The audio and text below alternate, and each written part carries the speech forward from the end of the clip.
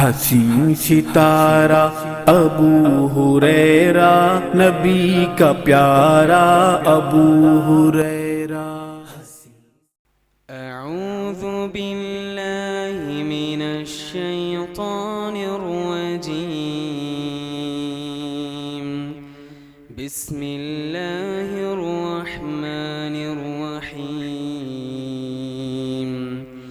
کلا بل لا تکرمون الیتیم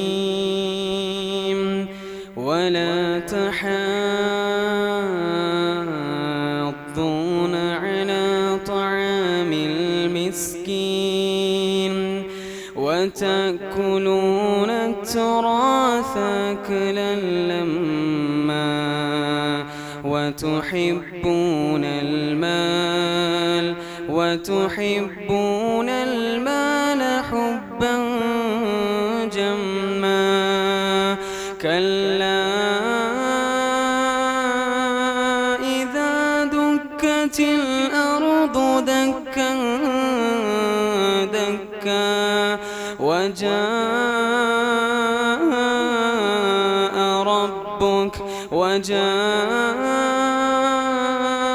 ربك والملك صفا صفا وجيء يومئذ بجهنم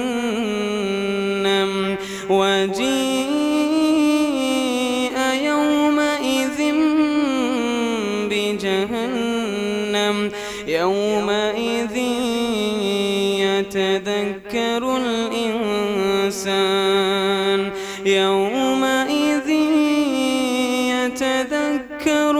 الإنسان وأنى له الذكرى يقول يا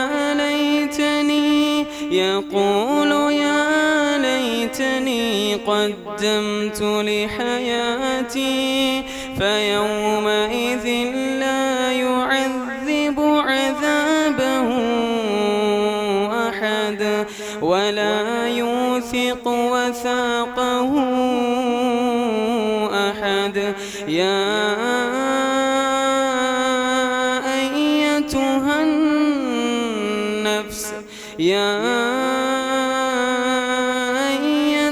النفس المطمئنة ارجعي إلى ربك راضية مرضية فادخلي في عبادي وادخلي جنتي۔ السلام علیکم ورحمۃ اللہ وبرکاتہ۔ ان الحمد لله نحمده ونستعينه ونستغفره ونؤمن به ونتوكل عليه ونعوذ بالله من شرور انفسنا ومن سيئات اعمالنا من يهده الله فلا مضل له ومن يضلل فلا هادي له واشهد ان لا اله الا الله وحده لا شريك له واشهد ان محمدا عبده ورسوله اما بعد۔ اعوذ باللہ من الشیطان الرجیم، بسم اللہ الرحمن الرحیم۔ الذین یأکلون الربا لا يقومون الا كما يقوم الذي يتخبطه الشیطان من المس ذلك بأنهم قالوا انما البيع مثل الربا وأحل الله البيع وحرم الربا فمن جاءه موعظة من ربه فانتهى فله ما سلف وأمره إلى الله ومن عاد فأولئك أصحاب النار هم فيها خالدين۔ محترم حاضرین و حاضرات، ہر قسم کی تعریف اللہ رب العالمین کے لیے لائق و سزاوار ہے۔ درود و سلام کا نزول ہو پیارے نبی صلی اللہ علیہ وسلم کی ذات گرامی پر کہ آپ صلی اللہ علیہ وسلم نے رب کے دیے ہوئے پیغامات کو رب کے بندوں تک کما حق ہو پہنچا دیا۔ صحیح الترغیب و ترہیب کی روایت ہے، علامہ البانی رحمہ اللہ نے اس روایت کو صحیح کہا ہے۔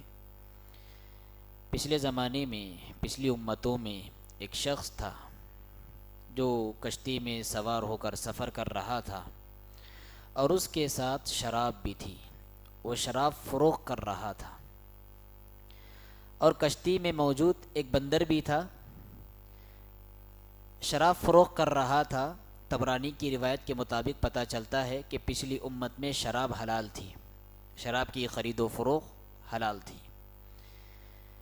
تو جب وہ شراب فروخت کرتا تھا تو اس کے اندر پانی کی آمیزش کر کے فروخت کرتا تھا، پانی کی ملاوٹ کر کے فروخت کرتا تھا، اور بندر یہ سارا ماجرا دیکھ رہا تھا، اور اس کے نتیجے میں جتنی بھی آمدنی اس کے پاس آئی، جتنے پیسے اس کے پاس آئے، وہ ساروں کو لے کر اپنی ایک جھولی میں ڈال رہا تھا۔ جب شراب پوری طرح فروخت ہو گئی تو یہ بندر اوپر سے اترا، کشتی کا ایک اوپری حصہ تھا، اوپر سے اترا اور اس کی تھیلی لے کر پھر اوپر چڑھ گیا۔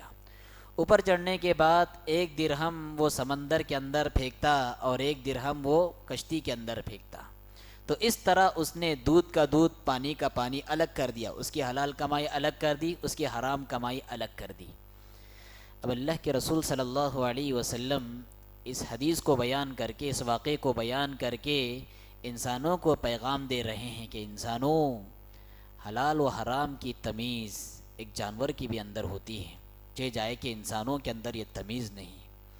حلال و حرام کا اختیار، حلال و حرام کا احتیاط، حلال و حرام کو اپنانے کا جذبہ، حلال سے شغف اور حرام سے بیزاری، اس کا احساس ایک بندر کو بھی ہے، چہ جائے کہ اس انسان کو نہ تھا۔ تو آپ سوچ سکتے ہیں کہ اللہ رب العالمین نے جو چیزیں حلال کی ہیں اور جو چیزیں حرام کی ہیں، اس کا ادراک انسان کو تو انسان، کائنات کے جانوروں کو بھی ہوا کرتا ہے۔ دوسری حدیث، اس میں اللہ کے رسول صلی اللہ علیہ وسلم نے ارشاد فرمایا، ان الحلال بین و ان الحرام بین، حلال بھی واضح ہے، حرام بھی واضح ہیں، لیکن ان دونوں کے درمیان، حلال اور حرام کے درمیان کچھ ڈاؤٹ فل چیزیں ہیں، مشتبہ چیزیں ہیں، جن کے بارے میں ڈاؤٹ ہے، حلال ہے یا حرام ہے۔ اللہ کے رسول فرماتے ہیں حرام سے تو بچنا ہی بچنا ہے، ڈاؤٹ فل چیزوں سے بھی بچنا ہے، جن کے بارے میں ڈاؤٹ ہے، حلال ہے یا حرام ہے پتہ نہیں ہے، ان سے بھی بچنا ہے۔ جس نے مشتبہ چیزوں سے اپنے دامن کو بچا لیا، اس نے اپنے دین کو بچا لیا، اپنے ایمان کو بچا لیا، اپنے عقیدے کو بچا لیا۔ یہ حدیث بیان کرتے کرتے اللہ کے رسول صلی اللہ علیہ وسلم آخری جملے اس حدیث کے ارشاد فرماتے ہیں، الا وان فی الجسد مضغہ، ہوشیار، ہماری باڈی میں ایک ایسا پارٹ ہے، وہ درست ہو جائے تو ہماری ساری باڈی درست ہو جاتی ہے۔ باڈی میں ایک ایسا پارٹ ہے، اگر وہ خراب ہو جائے تو پوری باڈی خراب ہو جاتی ہے۔ اللہ کے رسول فرماتے ہیں، الا وہی القلب، ہوشیار ہو جاؤ، وہ پارٹ ہے ہمارا دل۔ کیا مطلب؟ اللہ کے رسول حدیث کے آغاز میں حلال و حرام کو بیان کر رہے ہیں، پھر اس کے حدیث کا آغاز اللہ کے رسول دل پر کر رہے ہیں۔ کیا مطلب؟ علماء نے یہاں پر یہ بات بیان کی ہے کہ جس انسان کی زندگی میں حلال رزق ہو، ایسے انسان کا دل نرم ہوتا ہے، رحم دل ہوتا ہے ایسا انسان، اور جس انسان کی زندگی میں حرام کمائی ہو، ایسے انسان کا دل بھی سخت ہوتا ہے۔ حرام چیزوں کے جہاں بہت سارے ذرائع ہیں، انہی ذریعوں میں ایک ذریعہ سود ہے، انٹرسٹ، جس کو ہم انگلش زبان میں کہتے ہیں۔ سود، اس نے معاشرے کی معیشت کی کمر توڑ کر رکھ دی ہے، اس نے غریبوں کا بہت بڑا خون کیا ہے، غریبوں کا خطرناک انداز میں اس نے استحصال کیا ہے۔ قرآن مجید کی جو آیت میں نے آپ کے سامنے پڑھی، ایک ایک جملے پر آپ غور کرتے جائیں اور پھر اندازہ لگائیں کہ یہ جو معاملہ ہے ہلکا معاملہ نہیں، بہت ہی خطرناک معاملہ ہے۔ سود کا معاملہ، انٹرسٹ کا معاملہ، سودی نظام کا معاملہ انتہائی خطرناک اور بھیانک معاملہ ہے۔ کیا انجام ہے؟ سود کھانے والے، کھلانے والے کیا انجام ہے؟ اللہ تبارک و تعالیٰ نے ارشاد فرمایا، الذین یأکلون الربا لا یقومون الا کما یقوم الذی یتخبطہ الشیطان من المس، کہ جو لوگ سود کھاتے ہیں کل قیامت کے دن اپنی قبروں سے ایسے اٹھیں گے گویا کہ شیطان نے انہیں چھو کر خبتی بنایا ہو، شیطان نے ان کو چھو کر گویا کہ دیوانہ بنایا ہو، ایسے کل قیامت کے دن قبروں سے اٹھیں گے۔ ہم دنیا میں دیکھتے ہیں جس انسان کو جن لگ جاتا ہے جی، اس کی عقل، اس کا بدن کا ساتھ نہیں دیتی، وہ بہکی بہکی باتیں کرنے لگے گا، وہ بہکے کام کرنے لگے گا، وہ سیدھے طور پر اپنے قدموں پر ٹھہر نہیں پائے گا۔ تو اللہ رب العالمین نے کہا کہ سود خوروں کا کل قیامت کے دن ایسے انجام ہوگا کہ گویا کہ شیطان نے ان کو چھو کر پاگل بنایا ہو۔ ایک تو تفسیر یہ، اور دوسری تفسیر علماء نے یہ بیان کی ہے کہ کل قیامت کے دن جب اللہ رب العالمین ان کو قبروں سے اٹھائے گا تو ان کے پیٹ اتنے بڑے بڑے ہوں گے کہ ان کے پیٹ کے وزن کو ان کے قدم سنبھال نہیں پائیں گے، جس کی وجہ سے کبھی دھڑام ادھر گریں گے، کبھی دھڑام ادھر گریں گے، نتیجے میں فرشتے گھسیٹ کر لا کر میدان حشر میں انہیں اکٹھا کریں گے۔ اللہ اکبر، کیسی ذلت ہو رہی ہوگی، کیسی رسوائی ہو رہی ہوگی۔ ہاں، انسان عزت کا ہمیشہ متلاشی ہوتا ہے، جان گنوانے پر راضی ہوتا ہے، لیکن عزت کا ایک بھی قطرہ انسان گنوانا راضی نہیں ہوتا۔ تو سوچو حشر کی وہ عدالت جہاں پر آدم علیہ السلام سے لے کر قیامت کی دیوار تک سارے ہی انسان کھڑے ہوں گے، اور اس میدان حشر میں ایسے انسان کی ذلت و رسوائی ہو رہی ہوگی جو انسان کی اپنی دنیاوی زندگی میں سود کھایا کرتا تھا۔ الذين يأكلون الربا لا يقومون إلا كما يقوم الذي يتخبطه الشيطان من المس ذلك بأنهم قالوا إنما البيع مثل الربا۔ کیا کہا انہوں نے کہا کہ یہ بزنس، یہ تجارت، یہ کاروبار بھی تو سود کی طرح ہے۔ اللہ اکبر، گویا کہ اللہ کے قانون کا انہوں نے مذاق اڑایا۔ اللہ نے قانون بنایا تجارت کا اور تجارت کو حلال کیا ہے۔ انما البیع، سارے ہی تجارت، سارے ہی کاروبار، سارے ہی بزنس اللہ رب العالمین نے حلال کیا ہے، لیکن یہ سود خور ہے کہ اللہ رب العالمین کے بنائے ہوئے قانون کی اس انداز میں توہین کرتا ہے، کہتا ہے کہ تجارت بھی تو سود کی طرح ہے۔ کیسے برابر ہو سکتے دونوں؟ کیسے دونوں میں مشابہت ہو سکتی ہے؟ تجارت میں انسان فائدے سے بھی گزرتا ہے، نقصان سے بھی گزرتا ہے، جبکہ سود میں صرف انسان فائدہ ہی لوٹتا رہتا ہے۔ تجارت میں انسان ایک چیز دیتا ہے، دوسری چیز خریدتا ہے، جبکہ سود میں پیسے کا پیسے سے تبادلہ ہوتا ہے۔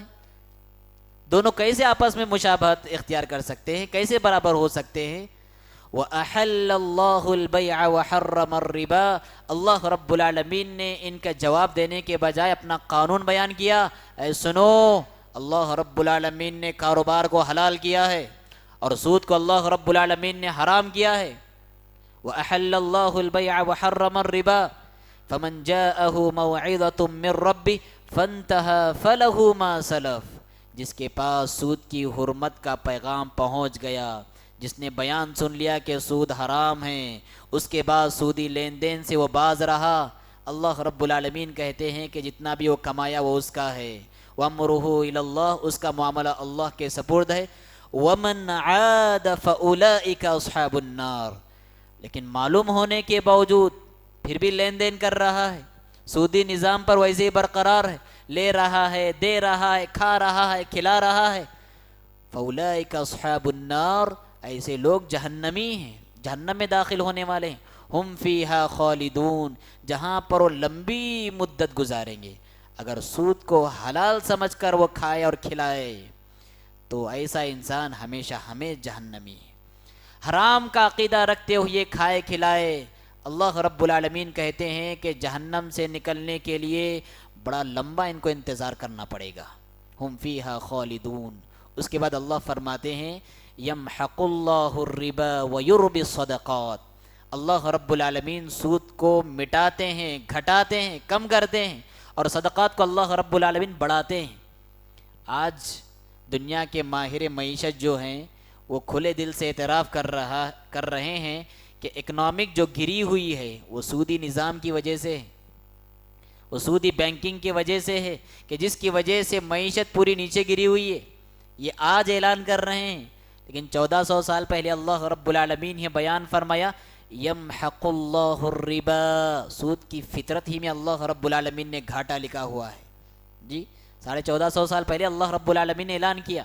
آج چاہے انسان کو دنیا والے سکسیسفل مین کا کیوں نہ لقب دے لے، ملٹی ملین کا لقب کیوں نہ دے لے، کامیاب تاجر کا لقب کیوں نہ دے لے، ایسا انسان کی قسمت میں اللہ رب العالمین نے فرمان جاری کیا ہے یمحق اللہ الربا ویربی الصدقات، ایسا انسان ضرور گھاٹے سے دو چار ہوگا. اور اللہ کے رسول کی حدیث ہے نا, ہاں, انسان چاہے سود کے بل بوتے پر جتنی ہی دولت جمع کر لے, آخرہم قلہ, اس کا انجام ہمیشہ فقیری پر ہونے والا ہے.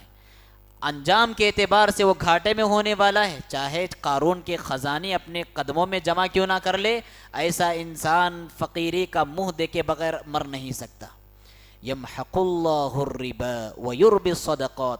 اور اس کے برعکس اللہ رب العالمین صدقات کو کیا کرتا ہے, بڑھاتا ہے. اس میں اللہ رب العالمین برکت دیتا ہے, یہ بڑھتا رہتا ہے اللہ رب العالمین کے پاس. یمحق اللہ الربا ویربی الصدقات واللہ لا يحب کل کفار نثیم. اللہ رب العالمین ہر کفار اور اسیم سے محبت نہیں کرتا. کفار کیا مطلب؟ بہت بڑا ناشکرا.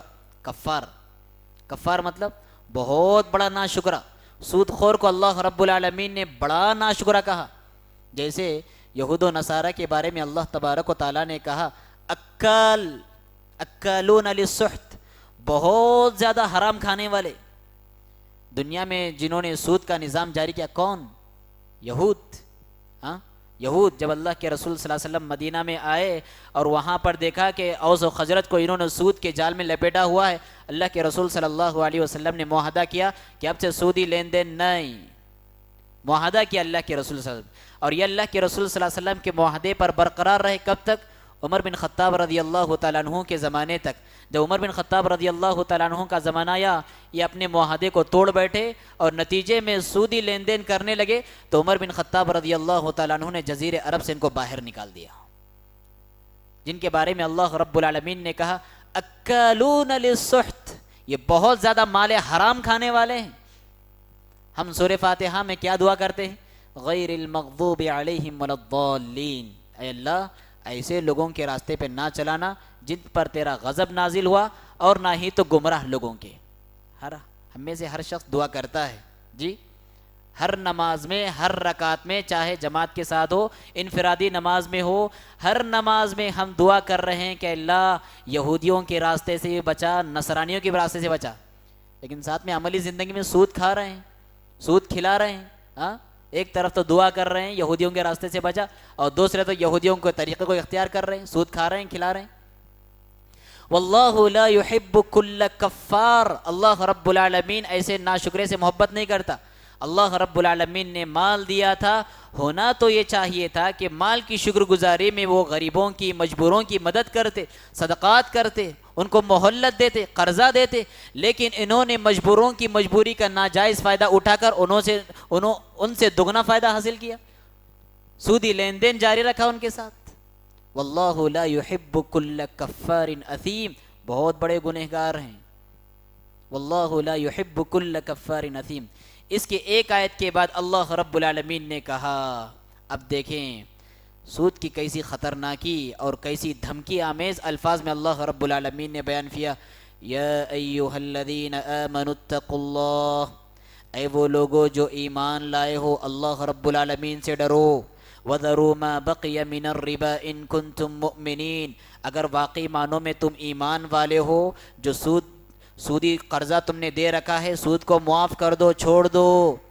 تمہارے ایمان کا فیصلہ اس بات پر کھڑا ہوا ہے کہ تم سود چھوڑتے ہو یا نہ چھوڑتے ہو. سود چھوڑو گے تو واقعی تم ایمان والے ہو. فَإِن لَّمْ تَفْعَلُوا فَأْذَنُوا بِحَرْبٍ مِّنَ اللَّهِ وَرَسُولِهِ, اگر باز نہیں آؤ گے تو اللہ اور اس کے رسول سے جنگ کے لیے تیار ہو جاؤ. سبحان اللہ. شرک کے بعد کسی بھی جرم پر اتنی خطرناک دھمکی نہیں دی گئی جتنی خطرناک دھمکی کے سود خور کو دی گئی ہے. جی, اتنی خطرناک مذمت کسی اور جرم پر نہیں, جتنی خطرناک دھمکی کے, جتنی خطرناک مذمت کے سود خور کو دی گئی ہے. فَإِن لَّمْ تَفْعَلُوا فَأْذَنُوا بِحَرْبٍ مِّنَ اللَّهِ وَرَسُولِهِ, سود لینا نہیں چھوڑو گے, دینا نہیں چھوڑو گے, اللہ اور اس کے رسول سے اعلان جنگ کو قبول کرو. اور دنیا میں کس کے اندر وہ جرت ہے جو اللہ اس کے رسول سے جنگ کرے اور جیت کر دکھائے؟ دنیا میں کون سا انسان کامیاب ہو سکتا ہے جو اللہ اس کے رسول سے جنگ کرے اور اس جنگ میں فتح حاصل کرے؟ فَإِن لَّمْ تَفْعَلُوا فَأْذَنُوا بِحَرْبٍ مِّنَ اللَّهِ وَرَسُولِهِ وَإِن تُبْتُمْ فَلَكُمْ رُؤُوسُ أَمْوَالِكُمْ, اگر توبہ کرو گے تو جتنا تم نے قرض دیا ہے بس اسی قرض کو واپس لو اور اس پہ مزید اضافہ نہ لو. لا تظلمون ولا تظلمون، کتنا پیارا قانون ہے سبحان اللہ اسلام کا. نہ تم پر کوئی ظلم کرے نہ تم کسی اور پر ظلم کرو. لا تظلمون ولا تظلمون. وَإِن كَانَ ذُو عُسْرَةٍ فَنَظِرَةٌ إِلَى مَيْسَرَةٍ. ہاں اگر تم نے قرضہ دے رکھا ہے، سامنے والا بیچارہ محتاج ہے، مجبور ہے، مہلت چاہتا ہے تو اسے مہلت دے دو. فَنَظِرَةٌ إِلَى مَيْسَرَةٍ وَأَن تَصَدَّقُوا خَيْرٌ لَكُمْ إِن كُنتُمْ تَعْلَمُونَ. اگر تم صدقہ کرو تو تمہارے حق میں بہت بہتر ہے اگر تم جانو. اس کے بعد فرمایا وَاتَّقُوا يَوْمًا تُرْجَعُونَ فِيهِ إِلَى اللَّهِ. ڈرو اس دن سے جس دن کے تم سب اللہ رب العالمین کی طرف لوٹاؤ جاؤ گے. ثم توفى كل نفس ما كسبت وهم لا يظلمون. پھر تمہارے اعمال کا بھرپور انداز میں تمہیں بدلہ دیا جائے گا اور تم پر ذرہ برابر بھی ظلم نہیں کیا جائے گا.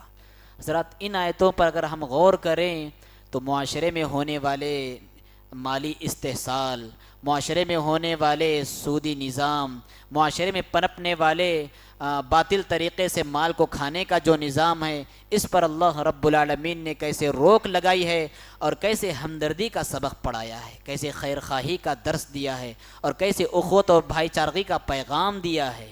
سبحان اللہ. اگر حدیثوں میں دیکھیں تو سبحان اللہ ایسی حدیثیں ہیں کہ سننے والا سن کر دم بخود ہو جائے، کہنے والا کپ کپاتے زبان سے کہنے لگے. ایسی سود خوروں کے بارے میں اللہ کے رسول صلی اللہ علیہ وسلم نے حدیثیں بیان فرمائی.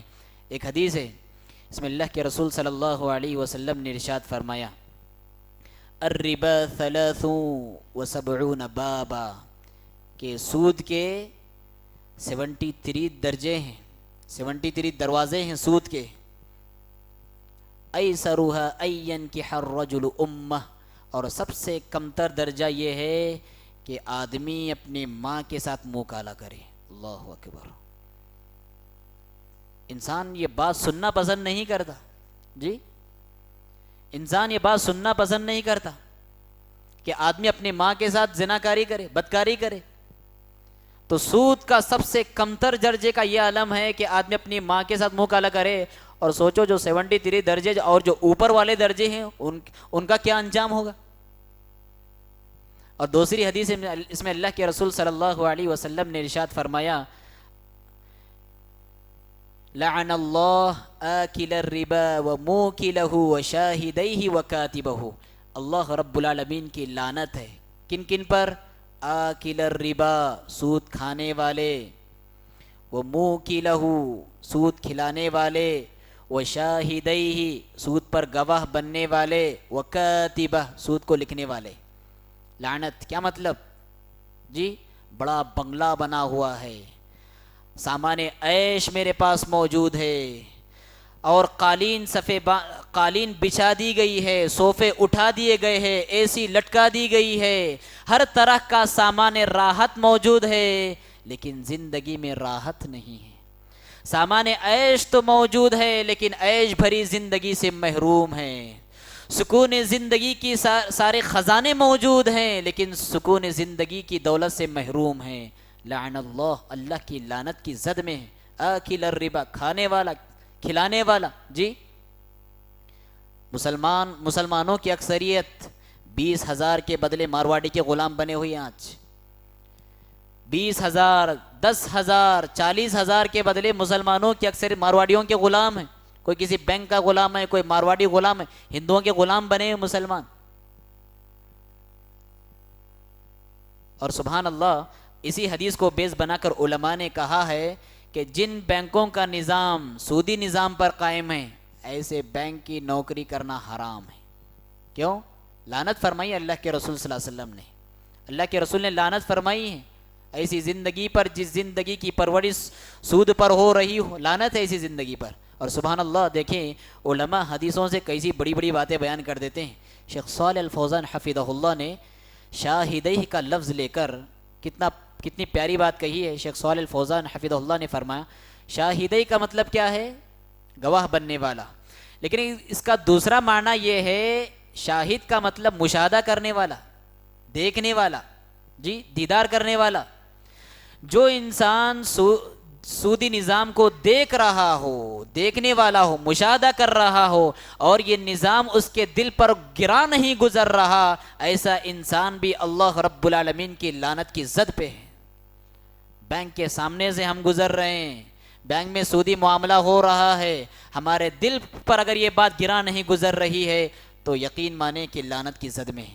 ہم بیٹھ کر ہوٹل میں چائے پی رہے ہیں، آپس میں دو افراد سودی معاملہ داری کر رہے ہیں، ہمارے دل پر یہ معاملہ گرا نہیں گزر رہا، ہم دل سے برا نہیں مان رہے، لعنت کی زد میں ہیں۔ وشاہدیہ، تو آپ اس حدیث کو سامنے رکھ کے سمجھ سکتے ہیں کہ سود کا معاملہ کتنا سنگین ہے۔ اور آگے اللہ کے رسول نے فرمایا کاتبہ، کہ لکھنے والا، بینک کی نوکری میں کمپوزنگ کرنا پڑتا ہے، ٹائپنگ کرنا پڑتا ہے، تو وہ بھی لعنت کی زد میں ہے۔ تو ساری ہی ایسے معاملہ داری، جس معاملہ داری میں کہ سود کے ماتحتی میں پلتی بڑھتی ہو، یہ سارے ہی معاملے اس لعنت کی زد میں ہیں۔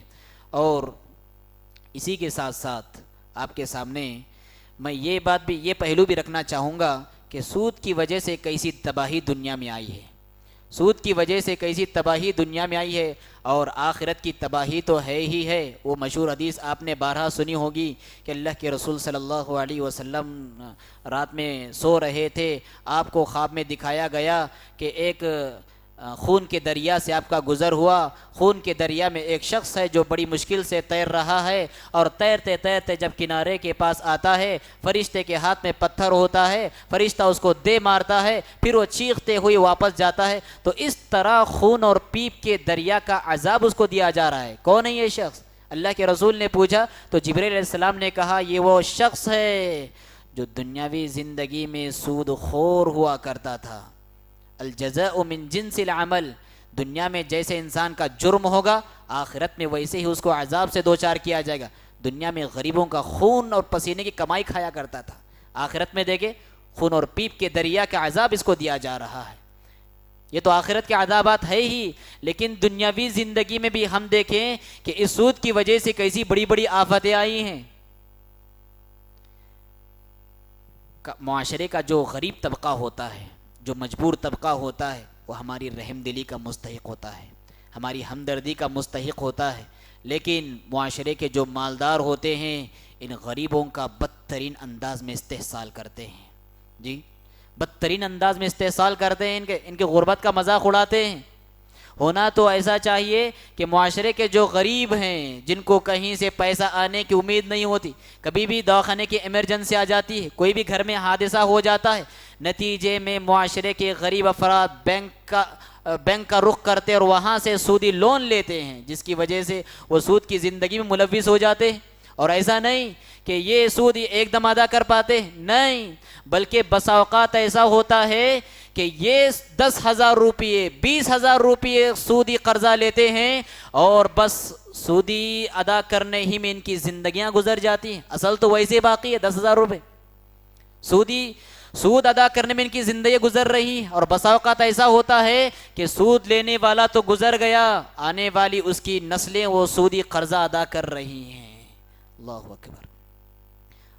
اور سود کی ایک خطرناکی یہ بھی ہے کہ محنت کش طبقہ جو ہوتا ہے، محنت کرنے والا انسان، وہ محنت کا پھل کھانے سے محروم ہو جاتا ہے۔ جی کوئی اور محنت کر رہا ہے، کوئی اور پسینہ بہا رہا ہے، اور یہ معاشرے کا رئیس زادہ ہے کہ ٹھنڈی اے سی میں بیٹھ کر، نرم گداز بستر پہ بیٹھ کر وہ اس کی محنت کا پھل کھا رہا ہے۔ یہ ایسا نظام ہے سودی نظام، جس سے امیر امیر ہوتا جا رہا ہے اور غریب غریب ہوتا جا رہا ہے۔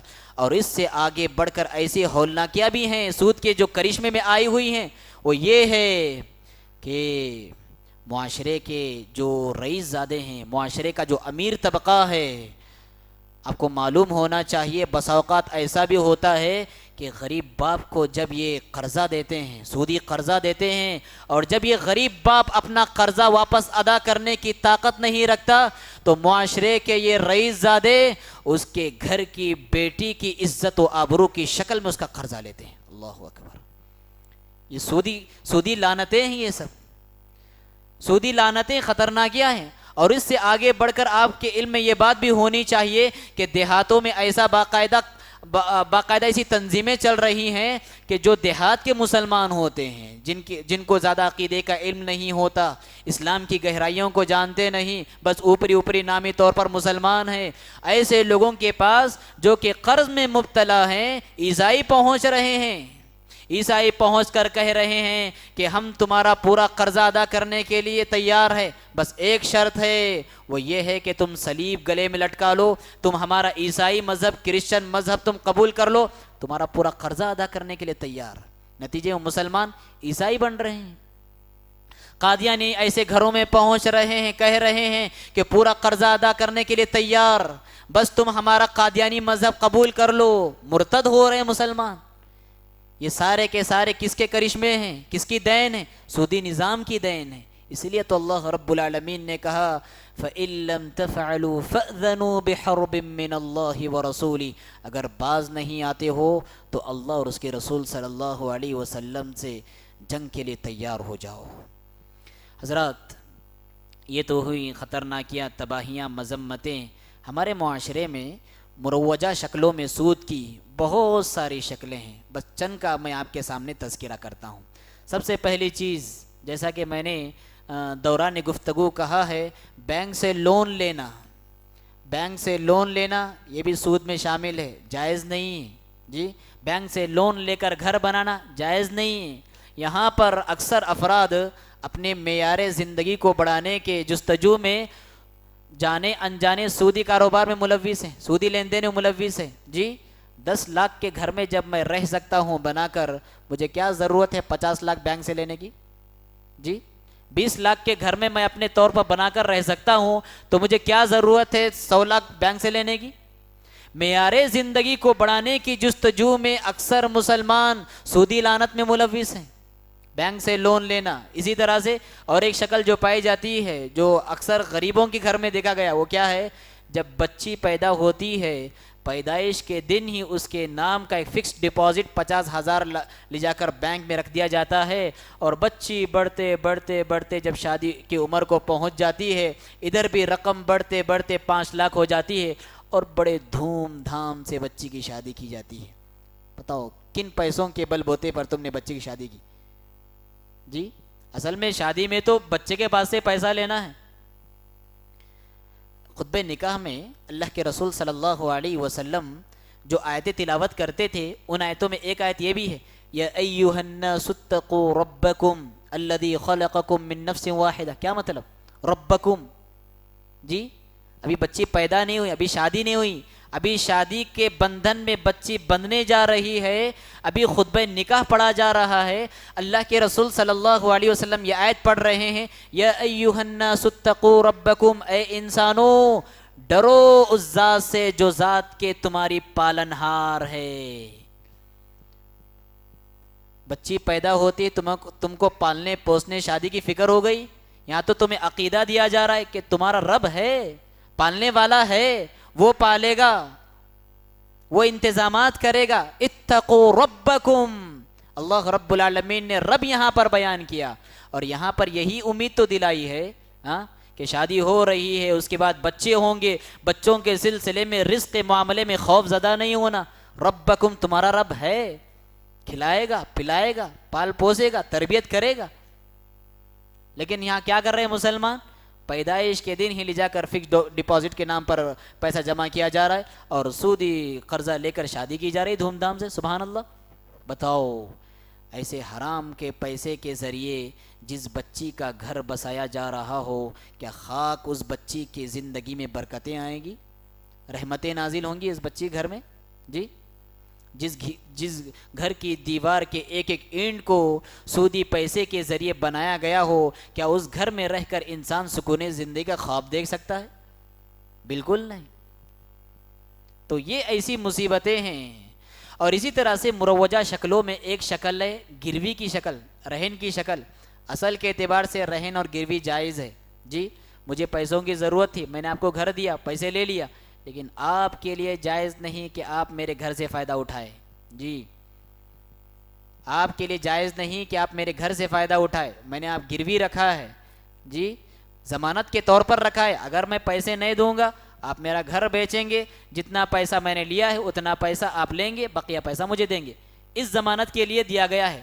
لیکن آپ گروی رکھے ہوئے مکان سے فائدہ اٹھاتے ہیں، یا گاڑی سے فائدہ اٹھاتے ہیں، یا کھیت سے فائدہ اٹھاتے ہیں، یقین مانیں آپ سود کھا رہے ہیں۔